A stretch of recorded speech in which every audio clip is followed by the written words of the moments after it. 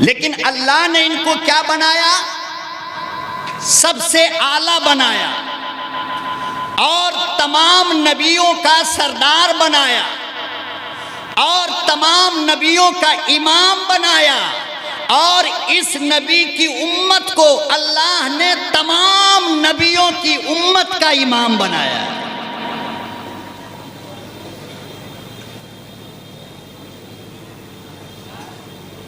ये नबी सबसे आला और ये उम्मत सबसे, बोलो ना भाई, गुनाह तो नहीं है बोलना। ये नबी सबसे आला और ये उम्मत सबसे आला। हदीसे पाक में आता है कि कोई भी नबी उस वक्त तक जन्नत में दाखिल नहीं हो सकता जब तक कि मेरा नबी ना दाखिल हो जाए, और किसी नबी की उम्मत उस वक्त तक जन्नत में दाखिल नहीं हो सकती जब तक कि मोहम्मद की उम्मत दाखिल ना हो जाए। हल्का सा चला देना इसको, हल्का यहाँ पे लगा।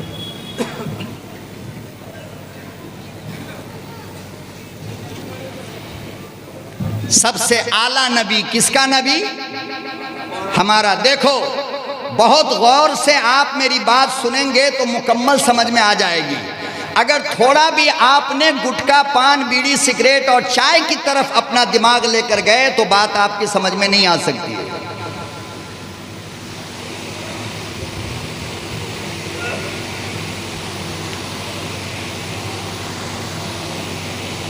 अल्लाह पाक ने उसके खजाने में जो कुछ था, जितना था,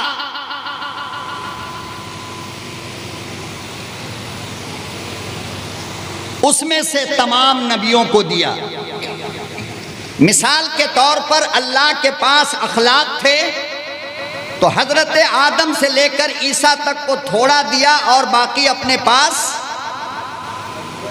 बोलो ना भाई, अपने पास रख लिया। सदाकत, सच्चाई अल्लाह के खजाने में जो थी, अल्लाह ने वहां से थोड़ा उठाया और तमाम नबियों को दे दिया।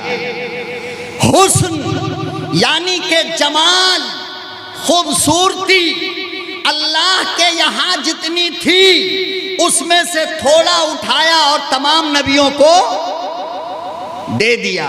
अमानतदारी अल्लाह के खजाने में जितनी थी उसमें से थोड़ा उठाया, तमाम नबियों को दे दिया। अब देखो, अल्लाह के खजाने में अखलाक भी है, अल्लाह के खजाने में सदाकत भी है, अल्लाह के खजाने में अमानत भी है। हालांकि तमाम नबियों को दिया जा चुका। मैंने पूछा, मेरे परवरदिगार, सारे नबियों को आपने दे दिया, इसे क्यों रखा है?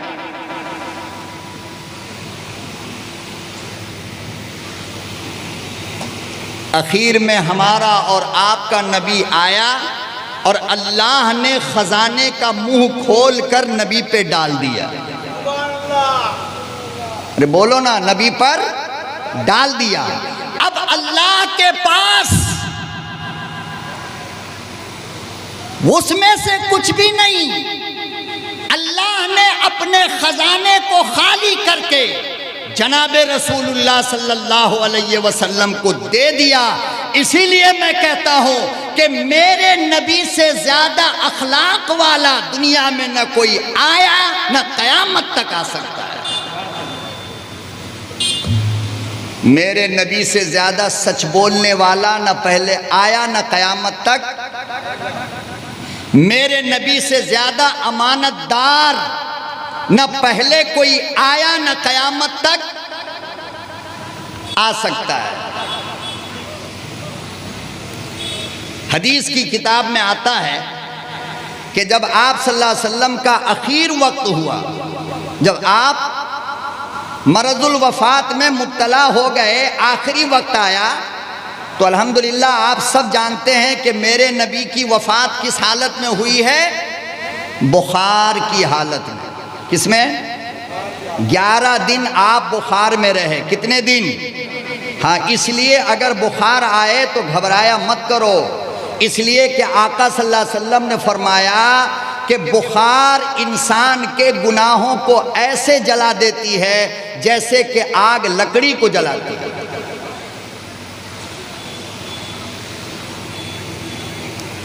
और फरमाया कि बुखार ये जहन्नम का भाप है। ये क्या, ये भाप है। तो ये तुम्हारे गुनाहों को जलाने के लिए अल्लाह लाता है। तो आपकी वफात बुखार के हालत में हुई। और अजीब बात यह है कि गारे यार की वफात भी बुखार की हालत में हुई। यानी हजरत अबू बकर की वफात भी कैसे हुई है? बुखार की हालत में हुई। तो आपका जब आखिरी वक्त हुआ तो आपने हजरत बिलाल को बुलाया और फरमाया कि बिलाल, मदीने में जाकर ऐलान कर दो कि मेरे जिम्मे अगर किसी का कोई कर्ज हो, अगर कोई हक किसी बंदे का मेरे जिम्मे है तो वो आकर के ले ले।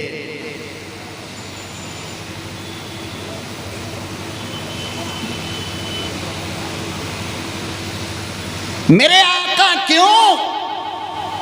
फरमाया इसलिए कि मैं अल्लाह की अदालत में किसी का हक मार कर जाना नहीं चाहता, वरना अल्लाह की अदालत में मुझे शर्मिंदा होना पड़ेगा। यहां तो लाखों रुपया ढिकार करके लोग मर रहा है। कोई बहन का माल खा के मर रहा है, कोई यतीम का माल खा के मर रहा है, और कोई सूद का हराम खा करके दुनिया से जा रहा है। उसे एहसास ही नहीं है कि मेरी मौत इस हालत में आई कि मेरे पेट में हराम का लुकमा पड़ा हुआ था।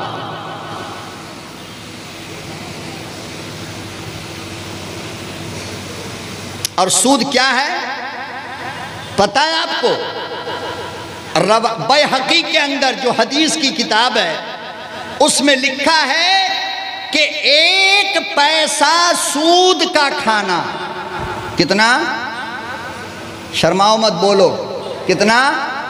1 पैसा सूद का खाना अपनी सगी मां के साथ 36 मर्तबा जिना करने से बुरा है।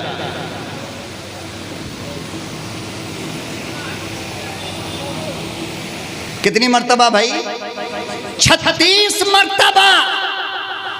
अगर कोई अपनी उस मां के साथ जिना करने के लिए तैयार हो जिसके पेट से वो दुनिया में आया, तो शौक से सूद खाओ, कोई तुम्हें रोकने वाला नहीं है। और फिर उस सूद को तुम काफिरों की तरह तिजारत का नाम दे दो, जैसे कि मक्के के काफिर कहा करते थे सूद के बारे में कि ये भी तो तिजारत है, मैंने पैसा लगाया बढ़ा के लिया तो तिजारत ही तो हुआ साहब। आजकल मुसलमान भी यही कहता फिर रहा है।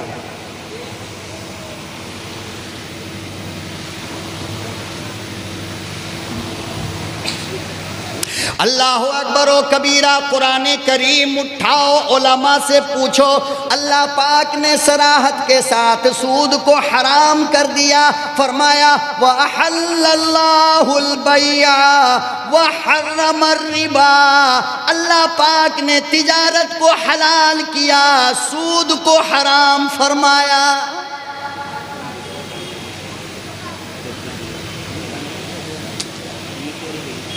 क्या है दीजिए ना?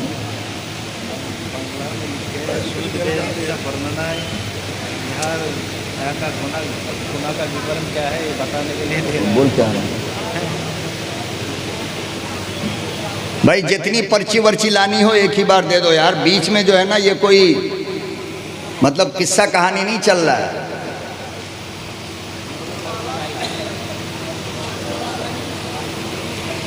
एक पैसा आपने 10 रुपया किसी को कर्ज दिया और आपने 11 रुपया वापस लिया, तो फरमाया कि ये जो 1 रुपया है ये इसका हक है, और इस हक के साथ जब तुम दुनिया से जाओगे तो कल कयामत के दिन अल्लाह तेरे सवाब इस बंदे को अता फरमा देंगे। क्या फरमाएगा कि ये जो 1 रुपया तूने हराम का इसका हक मारा था, इस 1 रुपये के बदले तू अपना सवाब, तू अपनी नेकी इस बंदे के हवाले कर।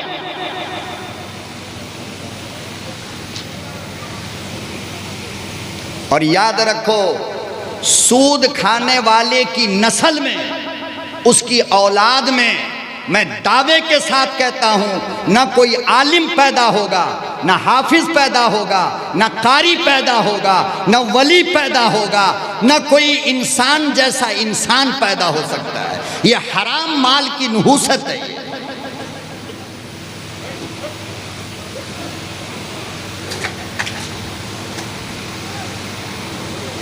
इमामुल अंबिया महबूबे किबरिया हजरत मोहम्मद मुस्तफ़ा सल्लल्लाहु अलैहि वसल्लम ने इरशाद फरमाया कि मदीने की गलियों में ऐलान कर दो, किसी का कोई हक अगर बाकी हो, किसी का कर्ज मुझ पे बाकी हो, किसी का कोई एक हक बाकी हो, तो मेरी वफात से पहले आकर वसूल कर ले।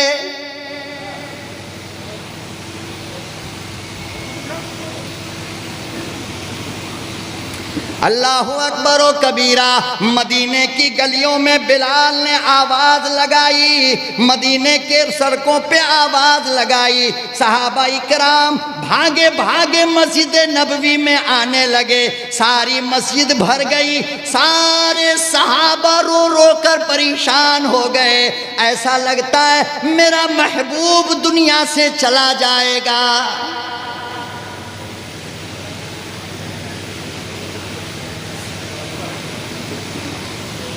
सारी मस्जिद भर गई, तमाम के तमाम लोग आ गए। अल्लाह के नबी सल्लल्लाहु अलैहि वसल्लम मिंबर पे तशरीफ हुए। फरमाया बुखार इतनी थी, इतनी तेज बुखार थी कि आपका चेहरा लाल हो रहा था।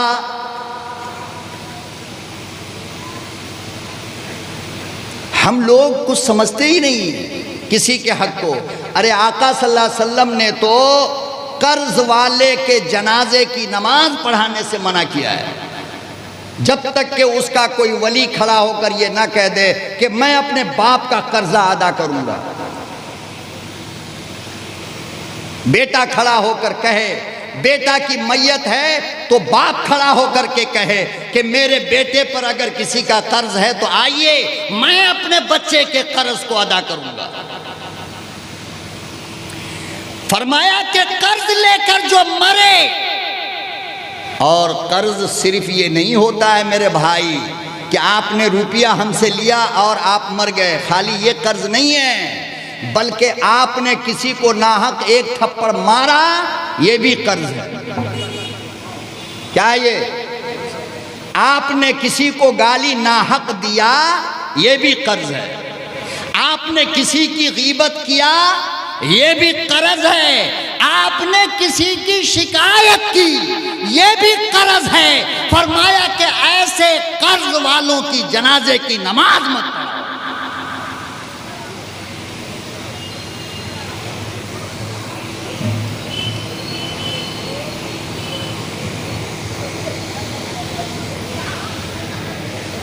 नमाज जनाजा पढ़ाने से मना किया है। और आज हालत क्या है? आपकी बस्ती में जनाजे के पास कोई ऐलान करता है? करता है क्या? हाँ, तो अच्छी बात है। और फुक़हा ने क्या लिखा? मसला क्या है कि बाप के मरने के बाद बाप का माल तब बांटा जाएगा बच्चों में जबकि उसका कर्ज अदा हो जाए, और फिर जो माल बचे उसमें से बांटो भाइयों के बीच, बहनों के बीच, ताकि क़यामत के दिन उसे बंदे को शर्मिंदा होना ना पड़े। सारी मस्जिद भर गई, सहाबा इकराम की मुक़द्दस जमात रो रही है, रो रही है। उलमा ने लिखा है मस्जिद नबवी में आंसुओं का सैलाब आ गया। अबू बकर रो रहे, उमर रो रहे, अली रो रहे, उस्मान रो रहे, अबू हुरैरा रोता जा रहा है। सारी मस्जिद में कोहराम मचा हुआ है।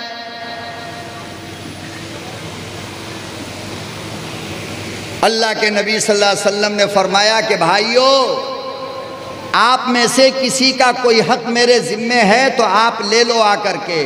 खुदा की कसम सहाबा की नजर झुकी है, रो रो कर परेशान बने। पिछली सफ में एक बंदा था, वो खड़ा हो गया और कहने लगा, हाँ मेरा हक है। ग़ज़वा-ए उहद के मौके पर जब आप जा रहे थे तो मेरे पीठ पर आपका कोड़ा लग गया था। कोड़ा होता है ना मारने वाला, जो जानवर को हाँकने के लिए आप सल्लल्लाहु अलैहि वसल्लम लेकर गए। तो फरमाया कि आपका कोड़ा मेरी पीठ पर लग गया था, ये मेरा हक आपके यहां बाकी है। अल्लाहु अकबर। ये बात जब उसने कहा तो हजरत उमर गुस्से में खड़े हो गए। भाई चाय वाय को बाद में देख लोगे, 2 मिनट मुझे देख लो यार, छोड़ दीजिए रख दीजिए।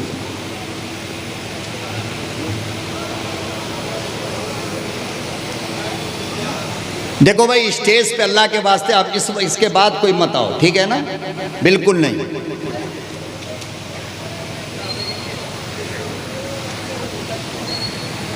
हजरत उमर खड़े हो गए, तलवार निकाली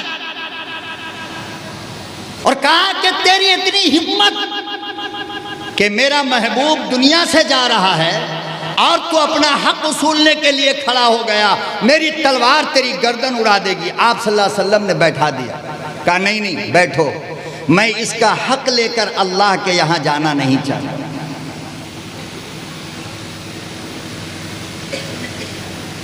मैं इसका हक लेकर अल्लाह के यहां जाना, बोलो भाई, नहीं चाहता।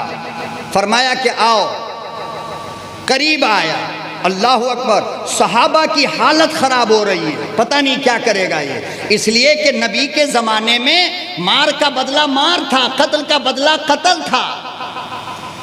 तो जाहिर बात है कि जब उसने ये कहा कि आपका कोड़ा मेरी पीठ पे लगा था, तो बदला क्या होता कि नबी की पीठ होती और सहाबी का हाथ होता और इतने बड़े मजमे के सामने नबी को मारा जाता।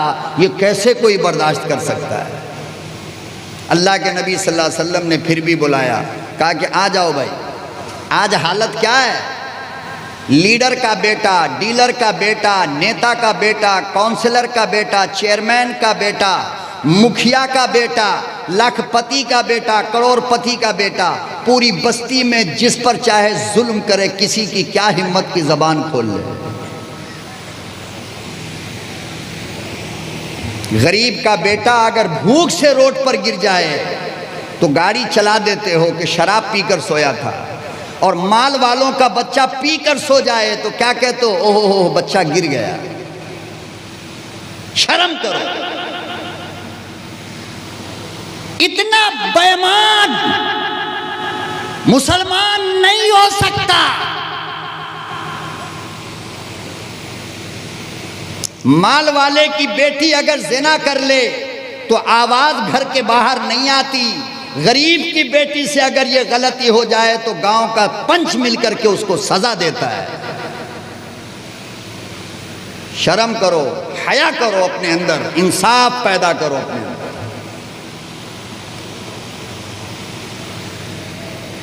नबी ने फरमाया कि आओ।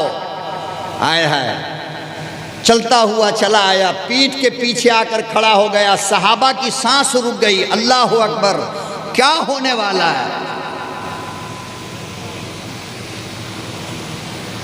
हजरत ओकाज नाम था उसका, ओकासा। क्या नाम था? जोर से बोलो, याद हो जाएगा। हजरत ओकासा नाम था। दौड़ कर आए और पैगंबर के पीछे आकर खड़े हो गए। नबी ने अपना कोड़ा उसके हाथ में दिया और फरमाया कि मार। जिस तरह तुझे चोट लगी है। इसीलिए तो मैंने कहा कि अल्लाह के खजाने में जितना इंसाफ था अल्लाह ने पूरा मेरे नबी को, जोर से बोलो, नबी को, कि कयामत तक मेरे नबी के जैसा इंसाफ करने वाला फिर कोई पैदा नहीं हो सकता है। क्यों? इसलिए कि अल्लाह ने अपना पूरा खजाना उठाकर आमना के लख्ते जिगर को दे दिया है। वो सहाबी पीछे आए, अबू बकर, उमर, दामाद मुस्तफ़ा, दो दामाद बैठा है, उस्मान, अली, हिम्मत नहीं है किसी की। वो सहाबी पीछे गया, हाथ में कोड़ा लिया, सहाबा की सांस रुक गई, खुदा की कसम जमाने की धड़कन रुक गई थी, ये क्या होने वाला है। आगे देखो, हजरत उकासा ने कहा कि जिस वक्त आपका कोड़ा मेरी पीठ पे लगा है, मेरी पीठ खुली थी। क्या थी? आका सल्लल्लाहु अलैहि वसल्लम ने फौरन अपना कपड़ा उठाकर पीठ को खोल दिया।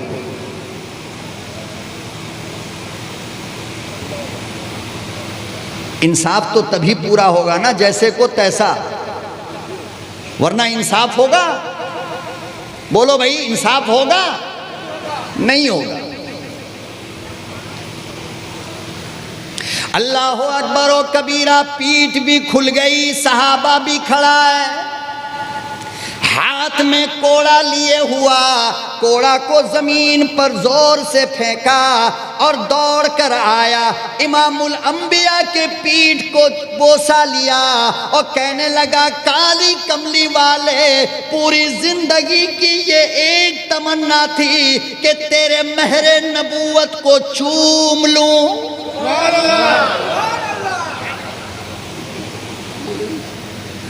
फरमाया, मेरी आरज़ू ये थी, मेरा शौक़ ये था, मेरा अरमान ये था कि तेरे महरे नबूवत को चूम लो, इसलिए कि मेरे पल्ले कुछ भी नहीं, लेकिन जब मैंने तेरे महरे नबूवत को चूमा, अब जहन्नम की आग हराम हो गई।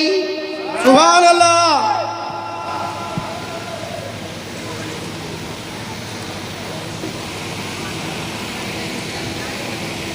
एक मर्तबा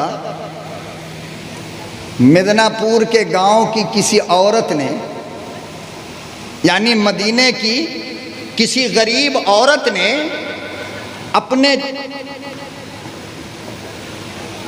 अपने चरखे से धागा बनाकर और खूबसूरत रुमाल बनाकर आप सल्लल्लाहु अलैहि वसल्लम को दिया हदिये में।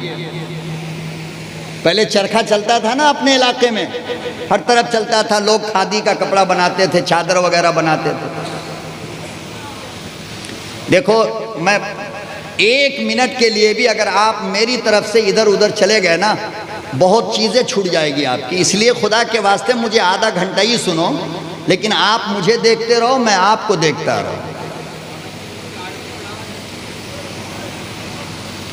जब महबूब का वीडियो कॉल आता है ना, ये कंजड़ी बाजारी औरतों की, बाजारी लड़कियों के जब वीडियो कॉल आते हैं ना, तो नौजवानों 1 सेकंड के लिए भी अपनी आंख हटाते हो?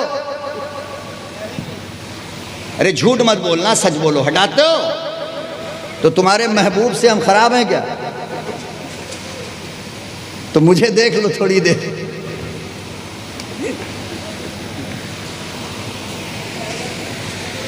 तो अपने चरखा से गांव देहात की एक औरत ने चादर ला करके दिया आप सल्लल्लाहु अलैहि वसल्लम को, बड़ी खूबसूरत चादर।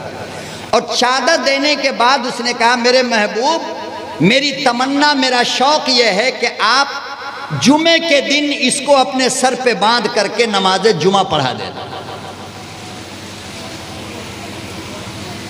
आका सल्लल्लाहु अलैहि वसल्लम ने हदिया कबूल किया, नमाज जुमा के लिए तशरीफ़ ले गए, तो अपने सर पे उसे क्या किया? बांध लिया आप सल्लल्लाहु अलैहि वसल्लम। अब जब नमाज बयान करने के लिए आप खड़े हुए, तो सारे सहाबा नबी का चेहरा देख रहे हैं, नबी का चेहरा देख रहे हैं तमाम के तमाम सहाबा।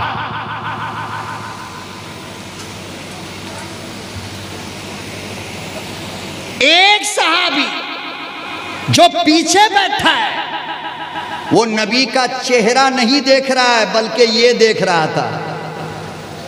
क्या देख रहा था? रुमाल देख रहा है। नमाज पूरी हुई, आप सल्लल्लाहु अलैहि वसल्लम ने पीछे से उसको बुलाया, कहा कि ए भाई जरा इधर आओ। करीब आया, कहा कि जितने बैठे हैं सब मुझे देख रहे थे और तुम मेरे चादर को, अमामा को देख रहे थे, क्या बात है, तुम्हारे पास चादर नहीं है? कहा या रसूल अल्लाह, उसकी तो कंपनी चलती है, हमारी चादर की फैक्ट्री है हमारे पास। कहा कि फिर इसे क्यों देखता है? चाहिए? कहा हाँ। इतनी बात जो कहा कि चाहिए और उसने कहा हाँ, तो पीछे से ऐसे हाथ को टेढ़ा करके ले गए हजरत उमर और एक हाथ मारा उसको खींच के। कहा कि तेरी माँ मरे, इतने ज़माने के बाद मेरा महबूब नया अमामा बांध कर नमाज पढ़ा रहा, वो भी तुझे चाहिए? सहाबा को कितना प्यार था अपने नबी से, फौरन शिकायत कर दी, या रसूल अल्लाह उमर मार रहा है, उमर मार रहा है। आपने फरमाया या उमर ला तजरीब, खबरदार मत मार। क्यों मारते हो? मैं जानूं, मेरा यार जाने।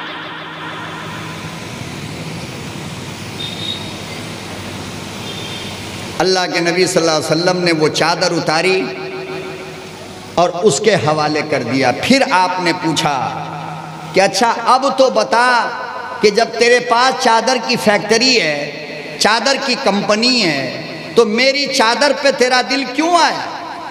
अल्लाह अकबर। अब देखो उसकी अकल पे कुर्बान जाओ।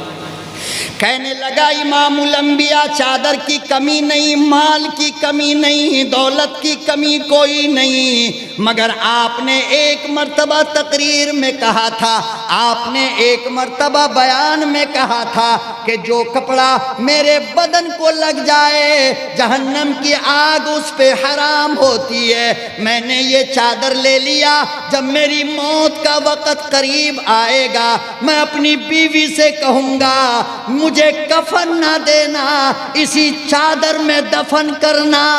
सुभान अल्लाह।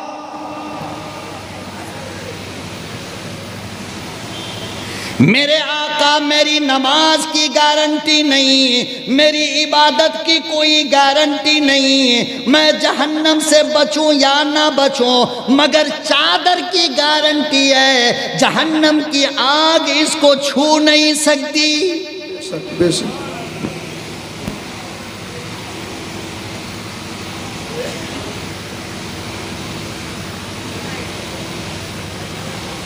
एक मर्तबा कुछ सहाबा की हजरत अनस के घर में दावत हुई। आप लोग परेशान तो नहीं हो रहे हो ना? मैं सही रास्ते पे जा रहा हूँ? हाँ, रास्ता भटकने लगे तो ज़रा बोल देना है। हजरत अनस के घर में सहाबा की दावत हुई, बहुत सारे सहाबा थे। दस्तरखान लाकर जब बिछाया गया,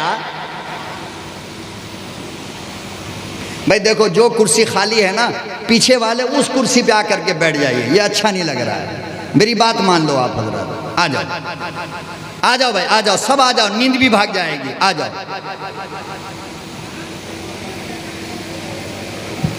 आ जाओ भाई, आ जाओ भाई, पूरा कर लो भाई अल्लाह के लिए।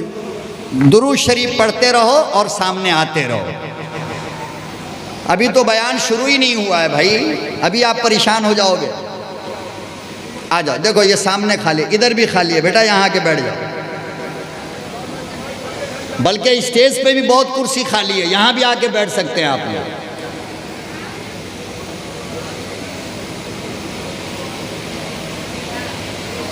आ जाओ आ जाओ आ जाओ आ जाओ आ जाओ। जिनको जाना है वो जा सकते हैं, उनको रोकने की जरूरत नहीं है।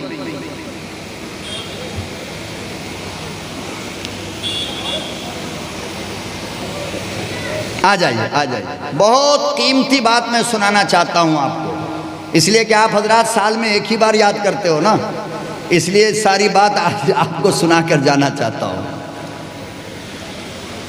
तो हजरत अनस ने दावत किया और दावत के लिए दस्तरखान जो लाकर बिछाया तो दस्तरखान गंदा था। कैसा था भाई? कैसा था? गंदा। तो एक सहाबी की जबान से यह जुमला निकल गया कि इतना गंदा दस्तरखान लगा दिया तुमने खाना खाने के लिए।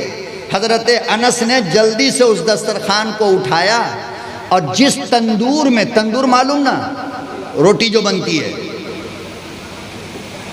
तंदूरी रोटी, तो जिस तंदूर में रोटी बन रही थी हजरत अनस गए और उस दस्तरखान को तंदूर में डाल दिया।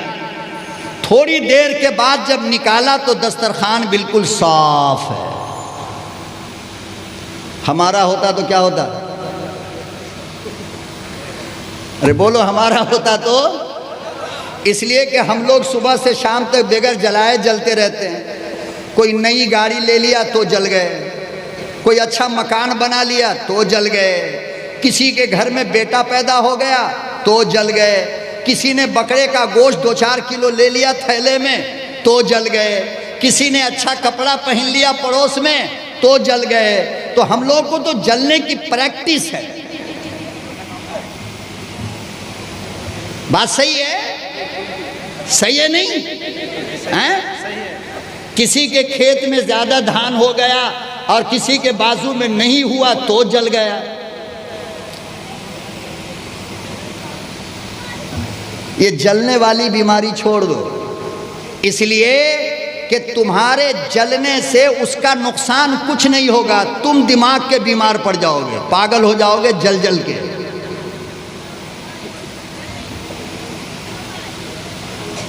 बल्कि आका सल्लल्लाहु अलैहि वसल्लम ने फरमाया कि जब किसी को कामयाब होता हुआ देखो तो दिल से दुआ दिया करो। उसका फायदा क्या होगा कि अल्लाह तुमको भी दे देगा, लेकिन जलने से दिमाग पागल होगा अलग और जो पिटाई होगी वो अलग।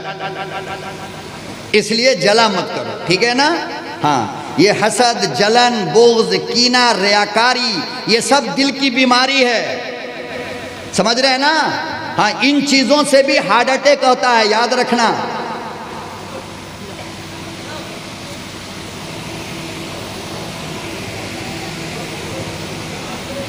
तो हजरत अनस गए और दस्तरखान को तंदूर में रखा और तंदूर जल रहा है और फिर फौरन कपड़े को निकाला तो बिल्कुल साफ। अब सहाबा परेशान कि या अल्लाह, अरे गंदे को धुलने के लिए पानी चाहिए, साबुन चाहिए। करीब आए तो हजरत अनस से पूछने लगे सहाबा, अनस ये चाइना का कपड़ा है क्या? सऊदी का है क्या? जापान का है? यमन का है? मिस्र का है? कहाँ से इतना स्पेशल कपड़ा लाया है कि जिसको आग जलाती नहीं? अल्लाह अकबर व कबीरा। हजरत अनस कहने लगे, रब्बे काबा की कसम, मेरे यारो कपड़ा तो मदीने के बाजार का मामूली कपड़ा है, कोई कीमती कपड़ा भी नहीं। मगर बात असल ये है कि जिस तरह आज तुम आए हो इसी तरह आमना का लफ्ते जिगर आया था। जिस तरह आज तुम आए हो इसी तरह मेरा मेहमान बनकर आमना का दुर्रे यतीम आया था।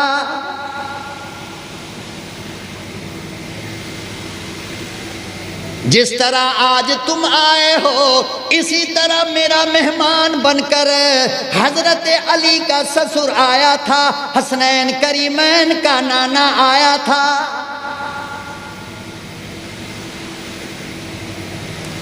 फरमाया इमामुल अंबिया महबूबे किबरिया हजरत मोहम्मद मुस्तफ़ा सल्लल्लाहु ताला अलैहि वसल्लम जब खाने से फारिग हुए तो इसी कपड़े में अपना हाथ साफ किया था।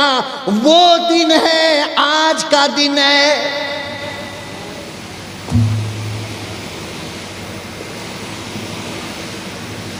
फरमाया एक मर्तबा आका सल्लल्लाहु अलैहि वसल्लम ने इस कपड़े में हाथ पोंछा था। उसके बाद से जब जब ये गंदा होता है मैं आग में डाल देता हूँ। आग गंदगी को जला देती है, कपड़े को छूती नहीं। सुभान अल्लाह, सुभान अल्लाह।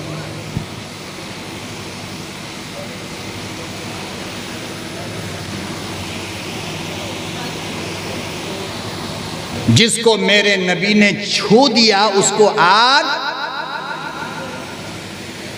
अगर आप पीछे तक वाले नहीं बोलोगे ना तो मैं समझूंगा शायद नींद आ रही है। मैं गरीब आदमी हूं, जरा बोल दो साथ में।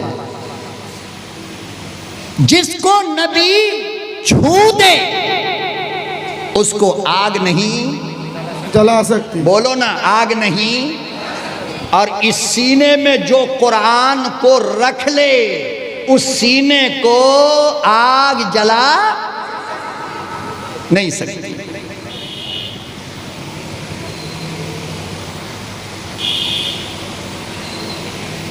जनाबे आयशा सिद्दीका रज़ी अल्लाह ताला अन्हा रोटी बना रही हैं।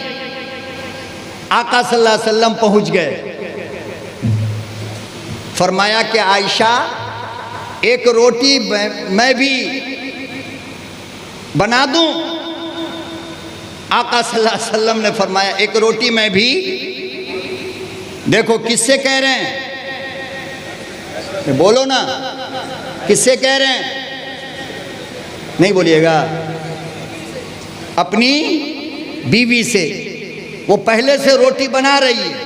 आप सल्लल्लाहु अलैहि वसल्लम गए, फरमाया आयशा मैं भी एक रोटी बना दूं। यहाँ पर जितने लोग बैठे हो, किसी की शादी को 50 साल हो गया, किसी की शादी को 60 साल हो गया, किसी की शादी को 80 साल हो गया। कसम खाकर कहो आज तक आपने अपनी बीवी से इतना प्यार किया है? कभी आपने बीवी से कहा कि लाओ मैं झाड़ू दे दूं? मेरे नबी ने कहा है। किसी ने अपनी बीवी से आज तक ये कहा कि लाओ मैं चूल्हे में आग जलाऊं? मेरे नबी ने कहा है। किसी ने अपनी बीवी से ये कहा कि लाओ मैं रोटी बना दूं? मेरे नबी ने कहा है। हम लोग चूंकि बड़े नेताजी हैं ना, टीएमसी के वर्कर हैं। क्या हैं? टीएमसी के भारी वर्कर हैं। तो हमारी बीवी की क्या हिम्मत के हमारे सामने आके खड़ी हो जाए। साहब मेरा नबी कोई नहीं, तू बहुत बड़ा पार्टी का वर्कर है, बहुत बड़ा लीडर है, इसलिए तू बीवी के सामने शेर हो गया और जब बाहर गया तो गीदड़ बन गया।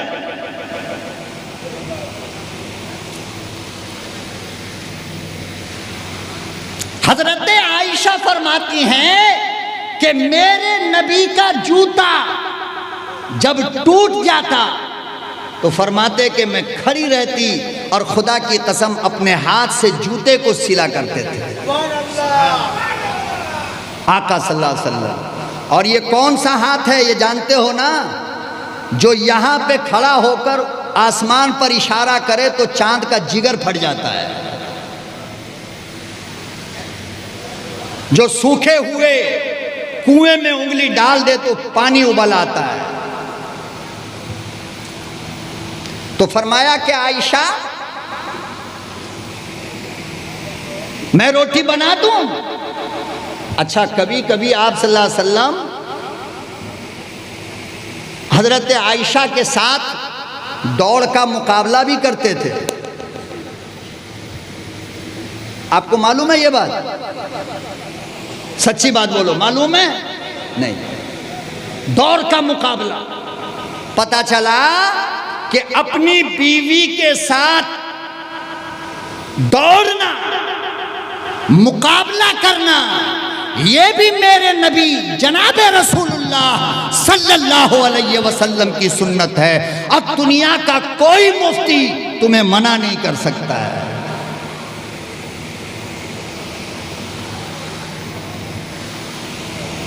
मगर बीवी अगर भूले भटके भी कभी कह देना कि अजी मेरा थोड़ा वजन बढ़ रहा है, जरा चलो सुबह में थोड़ा दौड़ कर आएंगे,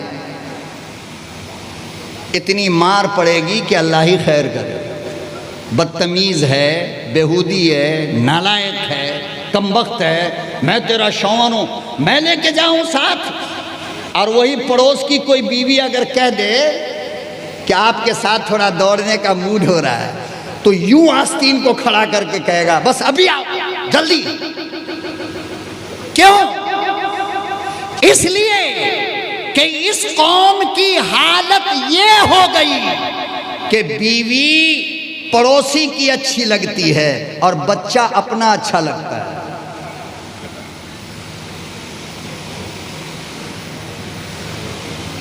अपनी बीवी अच्छी नहीं लगती, वो शादी के बाद 1-2 साल तक जरा, 2-3 साल के बाद ओल्ड मॉडल, अब वो रह गई खाना बनाने के लिए, कपड़ा धोने के लिए, बिस्तर बिछाने के लिए, बच्चे को दूध पिलाने के लिए, खाना बनाने के लिए। अब उस बेचारी की बीवी की कोई हैसियत बाकी नहीं। एक मर्तबा हजरत आयशा सिद्दीका रजी अल्लाह ताला अन्हा अपने सौतन के यहां से सुई मांग कर लाई और कपड़े सी रही थी। क्या कर रही थी? कपड़े सी रही थी कि अचानक चिराग बंद हो गया।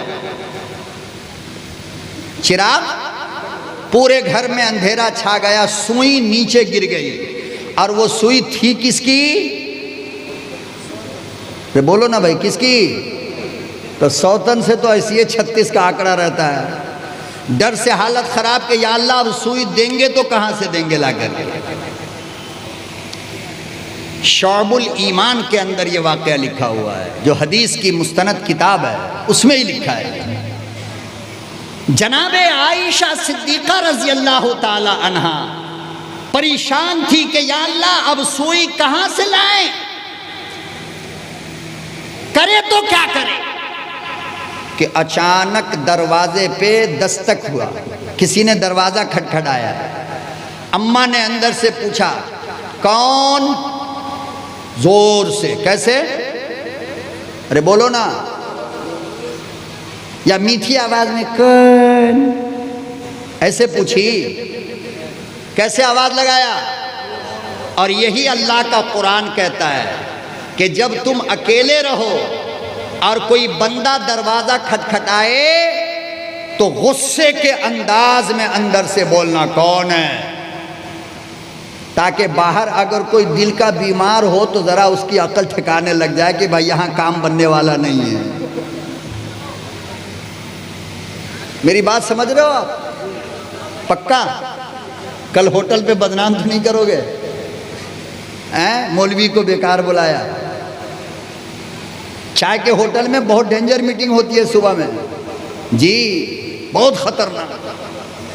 सूद खाने वाले सूदखोर कहेगा मौलाना सब कुछ ठीक बोले मगर सूद के बारे में नहीं बोलना चाहिए था। जो दाढ़ी नहीं रखता वो कहेगा सब कुछ ठीक बोले मगर दाढ़ी के बारे में इतनी बड़ी बात नहीं बोलना चाहिए था। जो नमाज नहीं पढ़ता है वो कहेगा सब कुछ ठीक है मगर नमाज के बारे में इतनी बड़ी बात नहीं बोलना। अरे भाई, जब कुछ बोलना ही नहीं था तो बुलाए काहे के लिए? अब डॉक्टर को बुलाया है तो ऑपरेशन तो होगा, दर्द बर्दाश्त करो।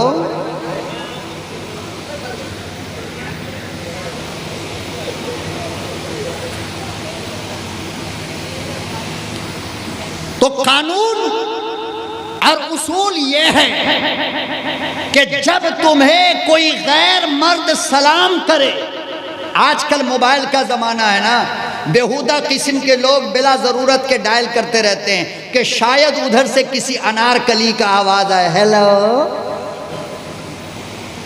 तो फोन पर भी जब कॉल आए किसी का और नंबर मालूम नहीं तो कैसे जवाब देना? गुस्से के अंदाज में, ताकि उसके दिमाग की बीमारी ठीक ठाक रहे जरा। बात सही कह रहा है नहीं कुरान, या गलत कह रहा है? एक मर्तबा सिर्फ आवाज मोहब्बत से कह दो हेलो, अब देखो दिन भर कितना कॉल आएगा। और एक बार जब डांट के बोल देगी ना तो उसकी मां न मरे, नंबर ब्लॉक कर देगा वो, कि मामला खतरे की है। बड़ा अजीब है हमारा कुरान वाकई। आए कितना खूबसूरत मजहब है इस्लाम, औरतों को कितना बचाया है। आए है उलमा ने लिखा है, मेरे भाई बुरा मत मानना, देखो मेरी एक बीमारी बहुत खराब है कि मैं जब बात करता हूं तो आंखें बंद रखता हूं। सामने अगर बाप भी होगा ना तो याद रखो उसे भी माफ नहीं किया जाएगा।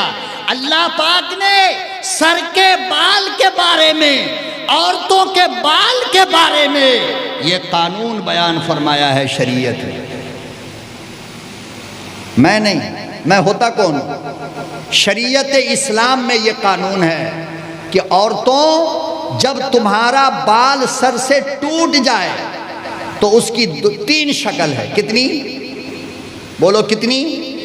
और पूरी दुनिया के मसले की किताब में जाकर के देख लेना, यही लिखा है कि औरत के टूटे हुए बाल के साथ 3 मामला किया जा सकता है। या तो उस बाल को पानी में फेंक दो जहां बहता हो पानी, या तो उस बाल को मिट्टी में दफन कर दो, और या उस बाल को जला दो, मगर बेचने की इजाजत कहीं नहीं। ये जो मैं बोल रहा हूं ना, बड़ी हिम्मत करके बोल रहा हूं, हर मौलवी ये हिम्मत नहीं करेगा, समझ रहे हो ना?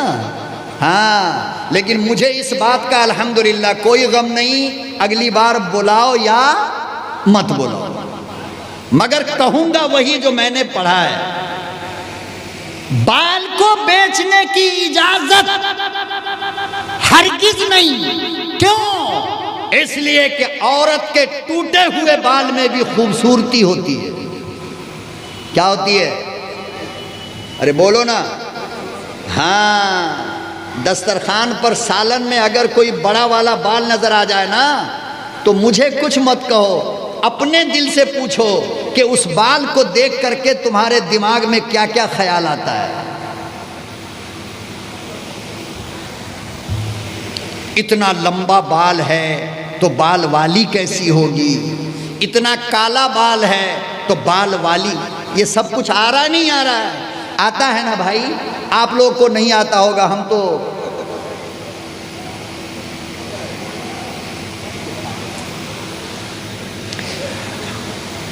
औरत को सर का बाल या तो दफन करना पड़ेगा, या आग में जलाना पड़ेगा, या पानी में बहाना पड़ेगा। बाल का बेचना हराम है, हराम है, हराम है। और जब एक चीज बेचना हराम हो तो उसका खरीदना भी,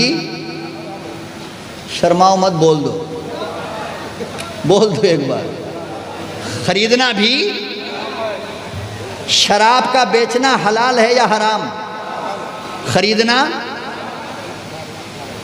हराम है, हराम है ना? पेशाब को बोतल में डालकर बेचना तो खरीदना, याद रखना, जिस चीज का बेचना हराम होगा उसका खरीदना भी हराम होगा। इसके बाद हमसे ये मत कहना कि मौलाना हम लोग क्या करें, इसलिए कि आपने करने के वक्त नहीं पूछा कि मौलाना करे या ना करे।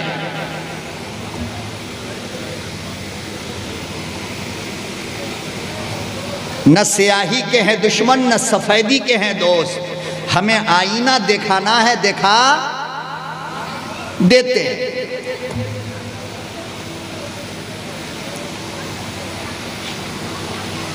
तो अम्मा ने फरमाया कौन? तो आका सल्लल्लाहु अलैहि वसल्लम दरवाजे पे खड़े थे, फरमाया या हुमैरा दरवाजा खोलो। या हुमैरा, ये बंदा सो रहा है, इसको जगा दीजिए, आपके पीछे वाला। उठ जाए मौलाना, उठ जाइए।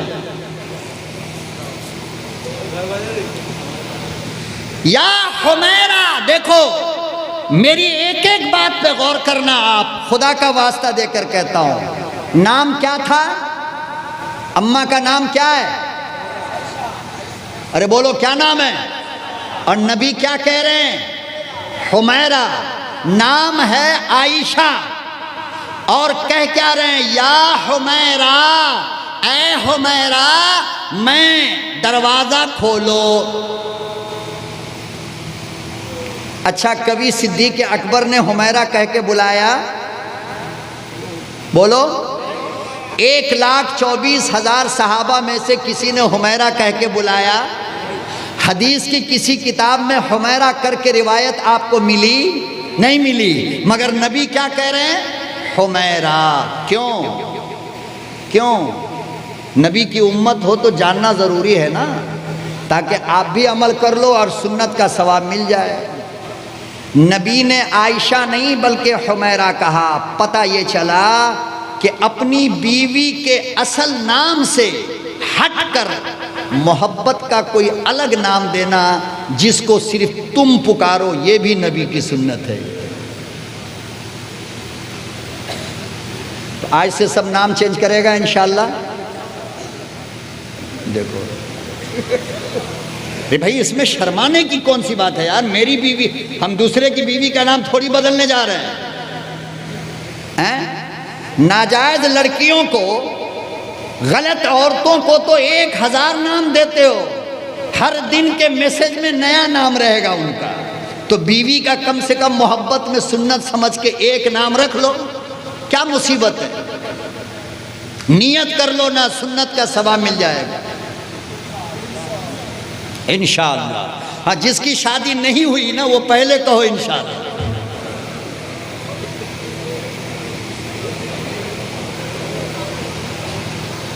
अच्छा सा नाम। और ये मैं क्यों कह रहा हूं? इसलिए कि जब असल नाम से हटकर अपनी बीवी को मोहब्बत के किसी नाम से बुलाओगे तो प्यार बढ़ जाएगा। मियाँ बीवी के दरमियान मोहब्बत बढ़ जाती है। ये राज है सुन्नत।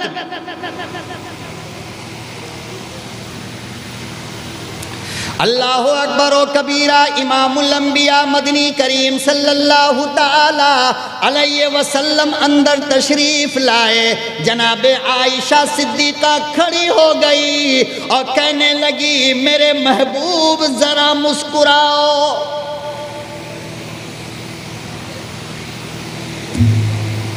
मेरे आका जरा मुस्कुराओ, जरा हंसो तो सही।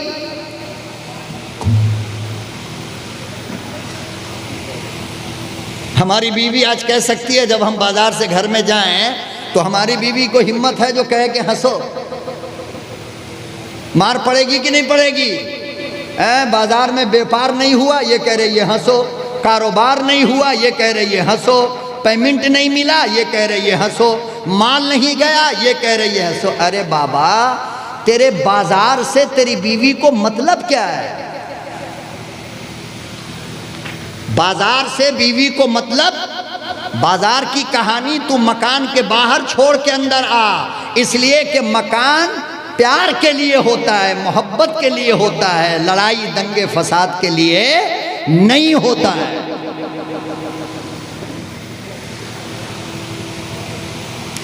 तो अम्मा ने कहा, मेरे महबूब जरा मुस्कुराइए।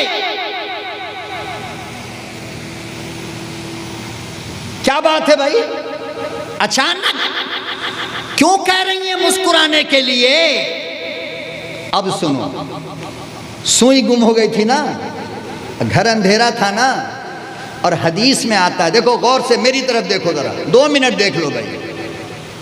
हदीस में आता है कि आप सल्लल्लाहु अलैहि वसल्लम के जो ऊपर का ये दांत था ना, जो सामने का दांत चौड़ा होता है नहीं, तो आप सल्लल्लाहु अलैहि वसल्लम के ऊपर के दोनों दांत के बीच में गैप था, फासला था। क्या था?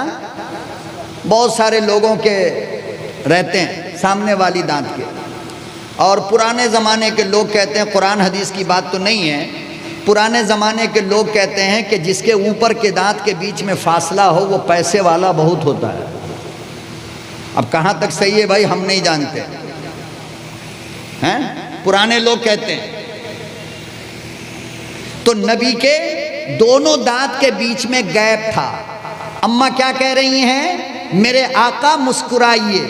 जब आका मुस्कुराएंगे तो दांत क्या होगा, खुलेगा। और जब दांत खुलेगा तो हदीस में आता है कि आका सल्लल्लाहु अलैहि वसल्लम जब मुस्कुराते थे तो आपके दोनों दांत के बीच में जो गैप था उस गैप से एक नूर निकलता था।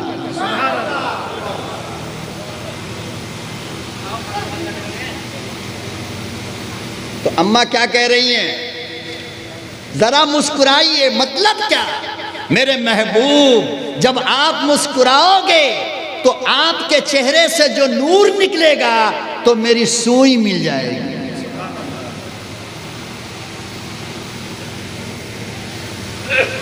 जब मियाँ बीवी के दरमियान मोहब्बत इतनी हो जाए तो खुदा की कसम तलाक की नौबत आ ही नहीं सकती।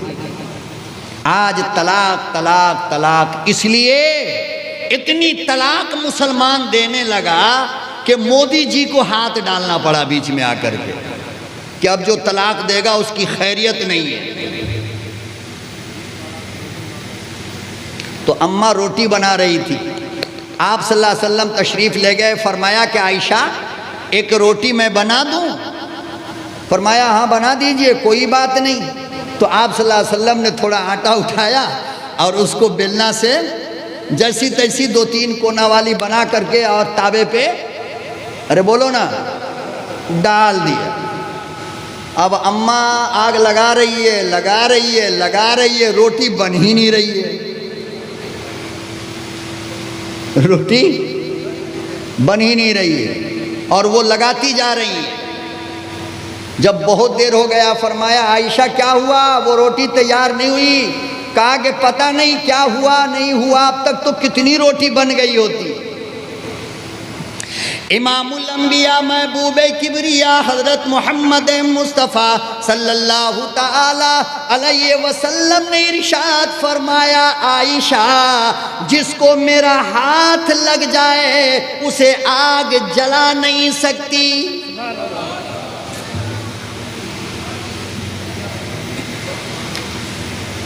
इसीलिए मैंने कहा कि अल्लाह पाक के ख़जाने में जितने कमालात थे, जितनी सदाकत थी, जितना अदल था, जितना इंसाफ था, अल्लाह पाक ने सबको उठाया मेरे आका जनाबे रसूलुल्लाह सल्लल्लाहु अलैहि वसल्लम की झोली में डाल दिया और फरमाया मेरे महबूब तुम आखिरी नबी हो।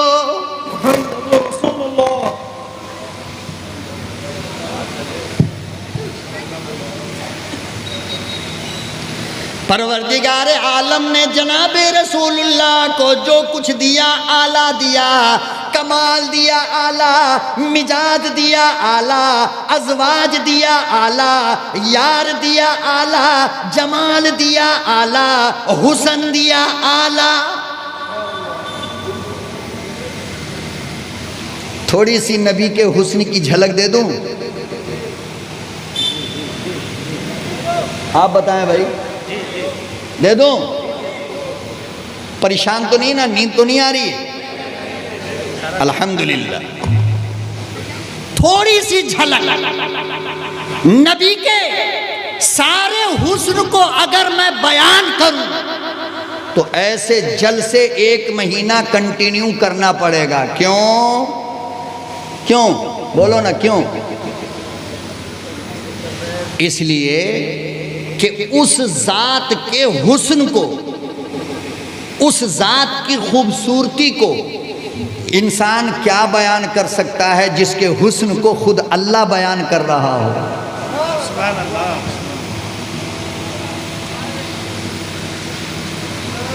जिसके जमाले जहां आरा को अल्लाह बयान करे उसको कोई मौलवी भला कैसे बयान कर सकता है?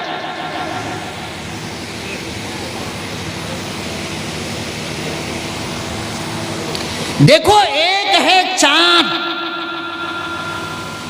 और एक है सूरज, एक है और एक है।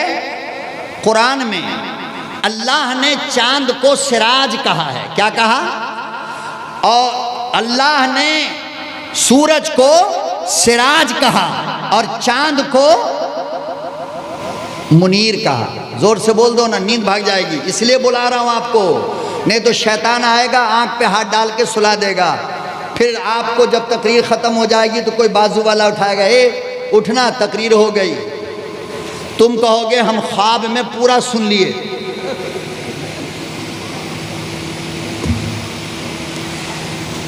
चांद, अल्लाह ने सूरज को सिराज कहा